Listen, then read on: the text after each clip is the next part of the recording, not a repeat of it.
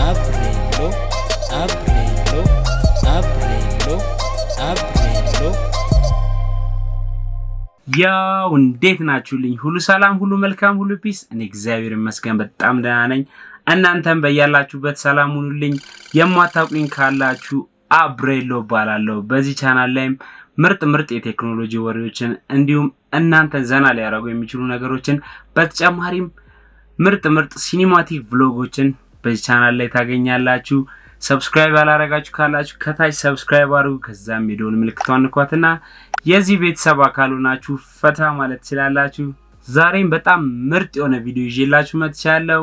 የዛሬው ቪዲዮ የብዙዎቻችሁ ጥያቄ ነው ማለት በየሁሉም ቪዲዮ ላይ ማለት እችላለሁ ቢያንስ አንድ ኮሜንት ይገኛል። እስኪ የላፕቶፕ ዋጋ አሳየን። ባለፈው ራሱ ስለ ኢትዮጵያ ውስጥ የቲቪ ዋጋ ምን ይመስላል ብዬ ዞር ብዬ ጠይቄ ያሳያችሁ ቪዲዮ ነበረ። ብዙዎቻችሁ አይታችሁታል፣ እንደወደዳችሁትም ነገራችሁኛል። ያላያችሁት ካላችሁ ከላይ ካርዷን ነክታችሁ ማየት ትችላላችሁ።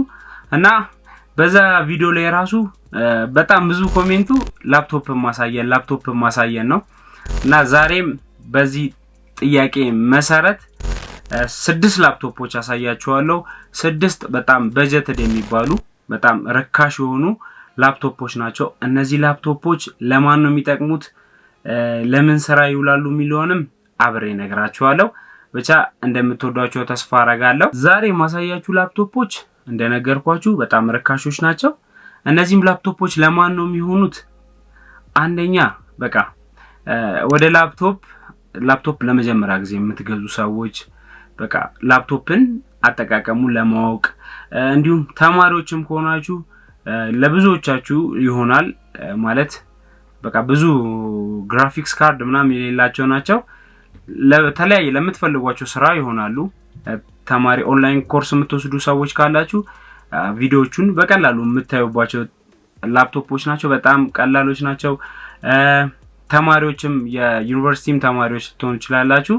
ኤክሴፕት ከኢንጂነሪንግ ተማሪዎች አንዳንዴ ሲሙሌሽን ምናምን ለመስራት አሪፍ ኮምፒውተር ቢኖር ይመረጣልና በዛ ምክንያት እነዚህ ለኢንጂነሪንግ ተማሪዎች ሪኮማንድ አላረግም። ግን ለብዙ የትምህርት አይነት ተማሪዎች የሚሆኑ አይነት ላፕቶፖች ናቸው። እንዲሁም ተማሪም ሳትሆኑ በቃ ዝም ብሎ በቃ ፊልምም ልታዩበት አንዲ ዌብ ብራውዝ ልታረጉባቸው ምናምን ላፕቶፕ ትገዛላችሁ። ለእናንተ የሚሆኑ ላፕቶፖች ናቸው። እነዚህም ላፕቶፖች እንደነገርኳችሁ 6 ናቸው። ከ6ቱ 3ቱ ኖርማል ላፕቶፕ ናቸው። ሌሎቹ 3ቶቹ ደግሞ ክሮምቡኮች ናቸው። እነዚህም 360 መዞር ይችላሉ። ስንፈልግ ወደ ታብሌትነት ቀይረን መጠቀም የምንችላቸው ላፕቶፖች ናቸው። በጣም ምርጥ የሚባሉ ናቸው።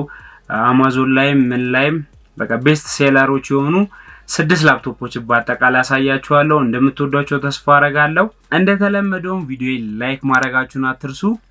በዚህ ቪዲዮ ላይ የምገልጻቸው ላፕቶፖች የምትገዙባቸው ሊንኮች ዲስክሪፕሽን ቦክስ ላይ አስቀምጣላችኋለሁ። አማዞን ላይ ሄዳችሁ መግዛት ትችላላችሁ። አሁን አንድ በአንድ ላሳያችሁ። የመጀመሪያው ላፕቶፕ ሌኖቮ አይዲያፓድ 2019 ነው። የዚህ ላፕቶፕ ክብደትም 2.2 ኪሎ ግራም ነው። ስክሪኑ 15.6 ኢንች ነው። ፕሮሰሰሩ ደግሞ AMD A6 ነው። የዚህም ፕሮሰሰር ፍጥነት ከ2.6 ጊጋሄርዝ እስከ 3 ድረስ ይደርሳል። ራሙ 4 GB ነው። ስቶሬጁ ደግሞ 2 ቴራባይት ነው። ግራፊክስ ካርዱም AMD Radeon R4 ነው። ባትሪው ደግሞ እስከ 4 ሰዓት ተኩል ድረስ ያለ ቻርጅ ያስጠቅመናል። ኦፕሬቲንግ ሲስተሙም ዊንዶው 10 ነው። የዚህንም የላፕቶፕ ዋጋ እዩት።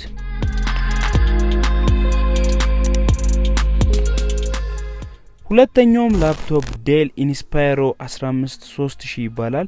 ይህም ላፕቶፕ 2.2 ኪሎ ግራም ነው። ስክሪኑ 15.6 ኢንች ነው። ፕሮሰሰሩም ኢንቴል ሴሌሮን N4000 ይባላል። ራሙም 4 GB ነው። ስቶሬጁ ደግሞ 500 GB ነው። ግራፊክሱም ኢንቴል HD ግራፊክስ ነው። ይህም ላፕቶፕ እስከ 8 ሰዓት ያለ ቻርጅ መቆየት ይችላል። ኦፕሬቲንግ ሲስተሙም ዊንዶው 10 ነው። ዋጋውም አሁን ይዩት። እንደነገርኳችሁ የነዚህ ላፕቶፖችን የምታገኙባቸው ሊንኮች ዲስክሪፕሽን ቦክስ ላይ ታገኙዋቸዋላችሁ። ሶስተኛው ላፕቶፕ ደግሞ ሌኖቮ አይዲያፓድ 330 ይባላል። የዚህም ላፕቶፕ ክብደት 2.2 ኪሎ ግራም ነው። ስክሪኑም 15.6 ኢንች ነው።